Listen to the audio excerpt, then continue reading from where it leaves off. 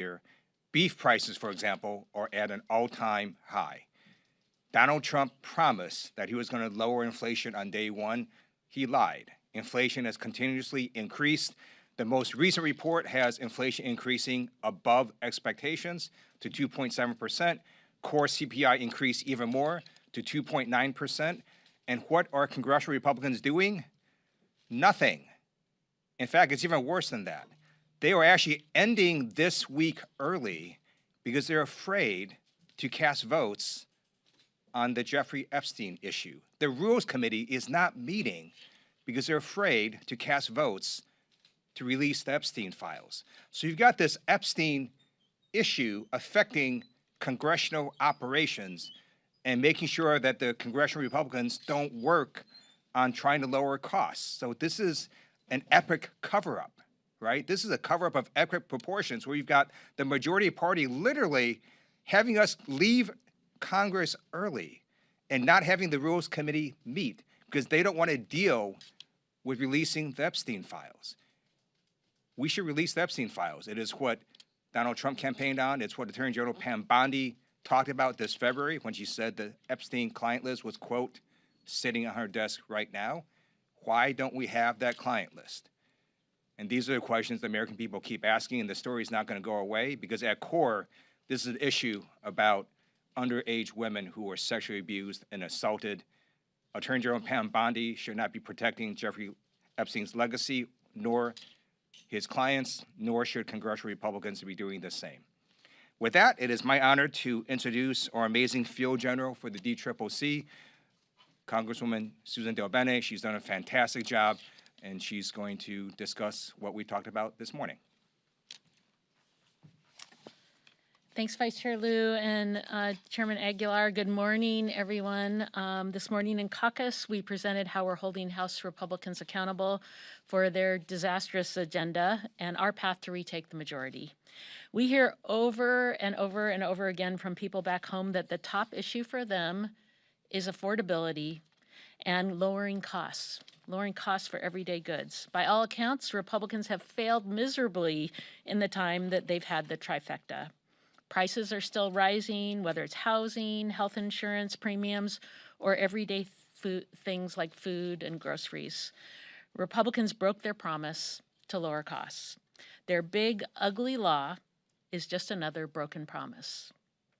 It rips coverage away from millions of people and will raise health care bills for everyone, regardless of what kind of insurance that they have.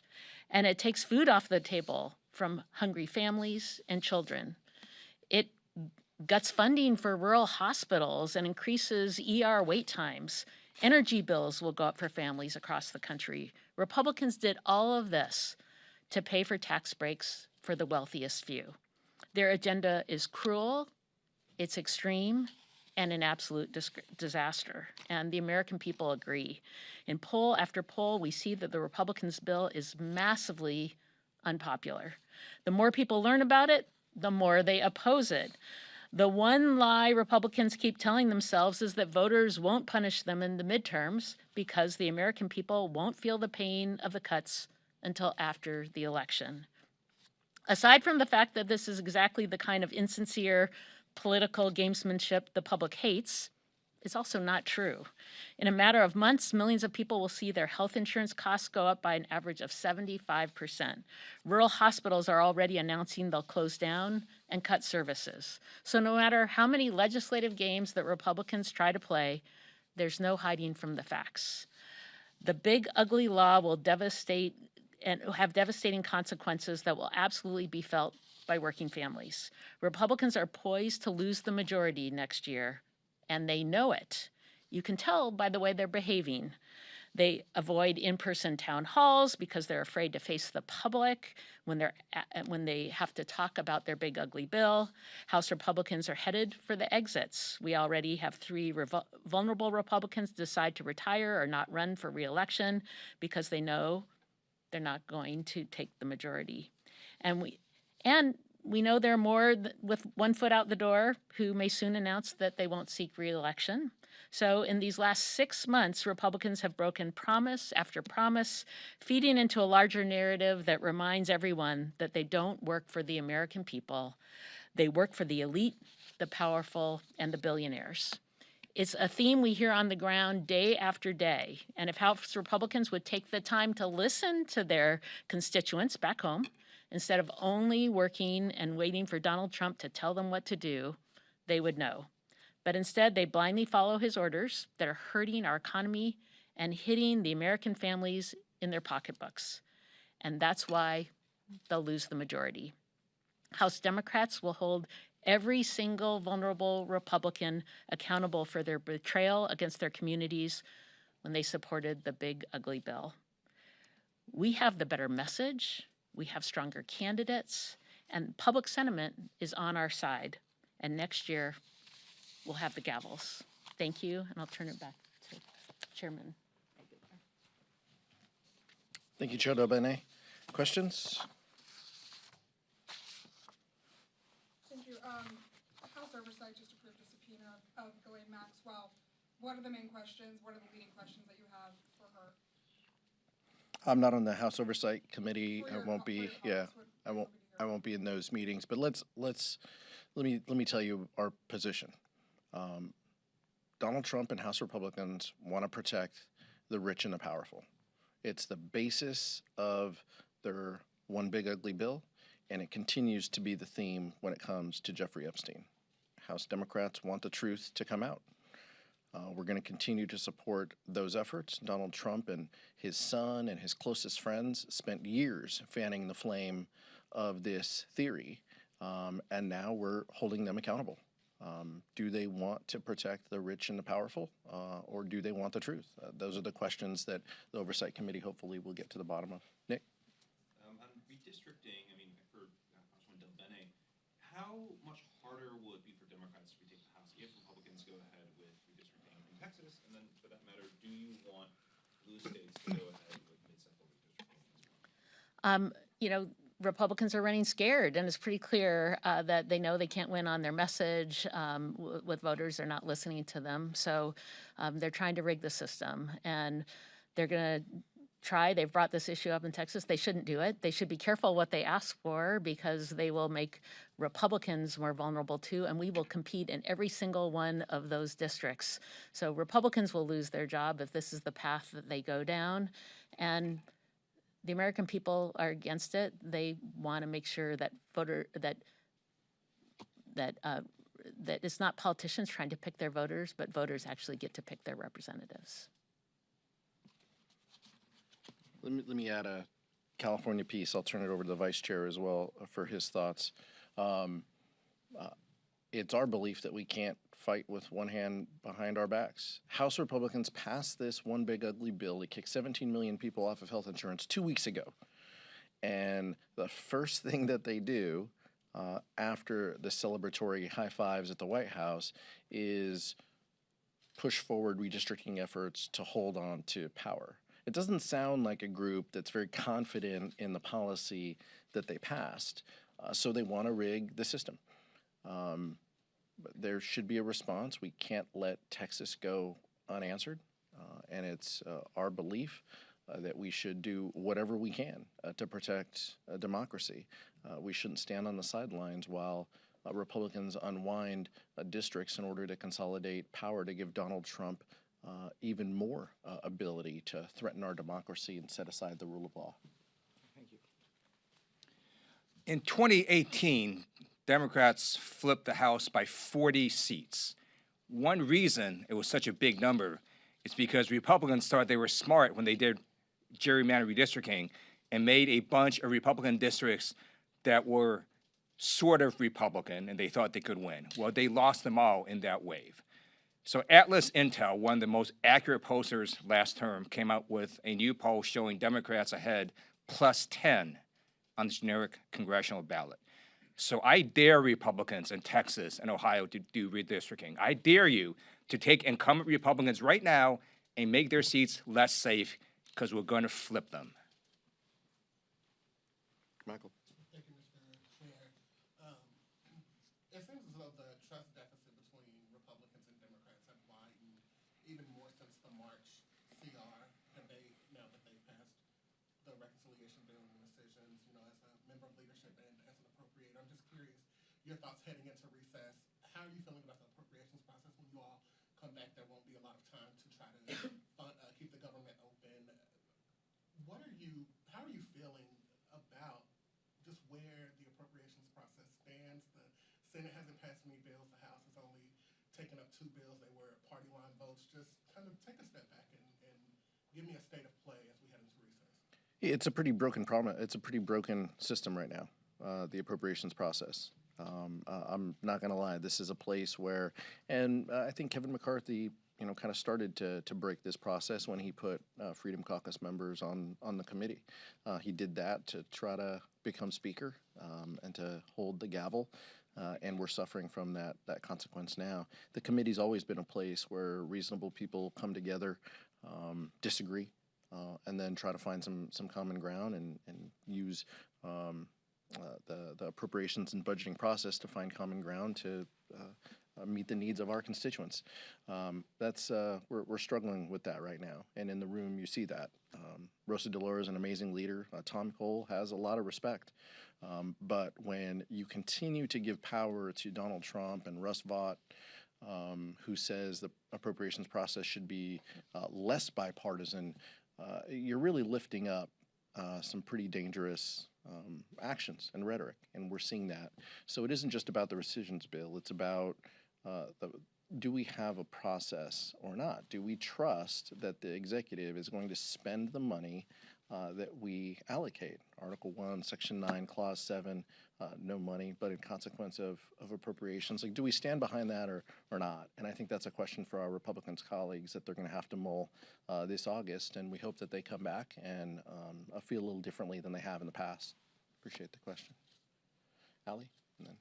Are you concerned at all about the strength of Republican fundraising, and do your members need to do more in terms of giving dues or donating to front runners? Look, I'll take the first try at that, and then I'll let Chair Del Bene. We need to do everything we can to gain the majority. Everything. Every single member, every way, every possible opportunity we can to help the team. That's what this needs to be about. And I would even argue some of this redistricting, discussion needs to be in that frame too. I understand that people serve different communities and different constituencies. If we have an opportunity to push back against some dangerous behavior that Texas is doing, we should do it with the single focus of making Hakeem Jeffrey speaker and protecting democracy and restoring some sanity back to this place.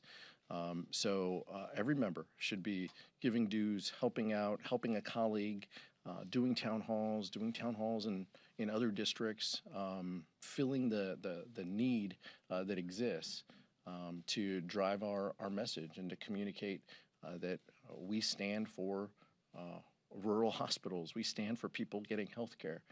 We stand for affordable living and an opportunity to make a living and realize the American dream. Those are things that we stand for as a party, and that we need to focus every member's attention on that. Just to add that, public sentiment is with us. I've been across the country talking to folks. Folks are outraged and scared, frankly, about what's happened under this administration, and Republicans who have just let it all happen. But they rewarded their biggest donors with a big bill to tax breaks for the wealthiest and the well-connected, and they saw a benefit from that. But we have grassroots support across the country. It's strong. And when we have great candidates who are talking about the issues that matter on the ground, issues like lowering costs, making sure that people have health care, these are the issues that matter to folks in our districts, and that's absolutely, people are with us, and that's absolutely why we'll take back the majority. The Republicans are saying that your calls to bring out all the Epstein files are essentially disingenuous because it's very energetic to have all the Epstein files released now, but the last 4 years of during the Biden administration, those calls weren't there. Can you respond to that? I think that's false. Vice Chair Lieu has been talking about this for a lot of years, so I'll let him speak. But this comes down to what are Republicans afraid of? What's in these documents that they're afraid of, and why won't they call for the release of them? Jeffrey Epstein was prosecuted under the Department of Justice under Donald Trump. Then he leaves the White House, and his closest friends spend 4 years amplifying theories about the case. Put up or shut up. Follow through or don't follow through. But the American people want the truth to come out, and Democrats are the ones leading the charge for that. During the Biden administration, I talked about the Epstein files, and I noted that Trump was all over the Epstein files that were already released.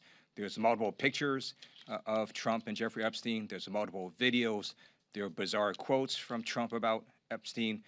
There are plane logs of Trump on Epstein's plane, and now we know there's this creepy birthday card. And guess what? I'm right and he was wrong, because, again, Trump is all over the Epstein files. Let me just say again what I just said. There are multiple pictures of Trump and Jeffrey Epstein, right? There are multiple videos of Trump and Jeffrey Epstein. Trump is on Jeffrey Epstein's plane logs. There are weird quotes from Trump about Epstein. There are court pleadings with Trump named. And now we know there's this creepy birthday card Trump wrote to Jeffrey Epstein on his 50th birthday. So I am right. That fact checker was wrong. And why do you think we have this entire explosion now about Epstein? Because Attorney General Pam Bondi, here's the difference, went on national TV and told the American people that Jeffrey Epstein's client list was, quote, sitting on my desk right now. Where's that client list? Why doesn't she release it? Can't take down the props. Go ahead. So Hunter Biden on a podcast essentially blamed some of your colleagues being disloyal to President Biden for Democrats' loss in 2024. Do you think these comments are helpful? I understand a son's love for their father. Those two have a very close relationship, so I understand the sentiment behind it. I've never met Hunter Biden. He's not a colleague. He didn't vote to cut 17 million people's health care. That's what we're focused on, so I'm not really going to get into back and forth on Hunter Biden. We're focused on the issues of the day. I understand the sentiment around what he's saying, but people are going to get kicked off of health care because of actions that House Republicans have taken here. That's the most important thing. I've said before in the past that 100 days isn't enough to run a presidential campaign. I've been clear on that. Things could have been different, but we're moving forward, and we're trying to protect health care here. Just looking ahead to next year, are you at all concerned about your ability to focus voters' attention on the forthcoming Medicaid cuts, given that the tax provisions of Trump's bill are going to take effect that tax season? This is a deeply unpopular bill. We know that already. We need to continue to hammer that message. And as the American people see more information about the bill, it becomes less popular. So I understand what you're talking about. Some of the provisions going after Medicaid don't take into effect until late next year and early 2017. But guess what? Health insurance premiums are going up. Companies are making decisions because they know there's going to be less revenue as a result of $1 trillion cuts to Medicaid, the largest Medicaid cut in history of this country. So healthcare premiums will rise. That will happen early. Insurers will make these decisions as well. And hospitals are going to have to face difficult decisions on what their future looks like. Rural hospitals and clinics between now and next November are going to have to make some tough decisions. And they should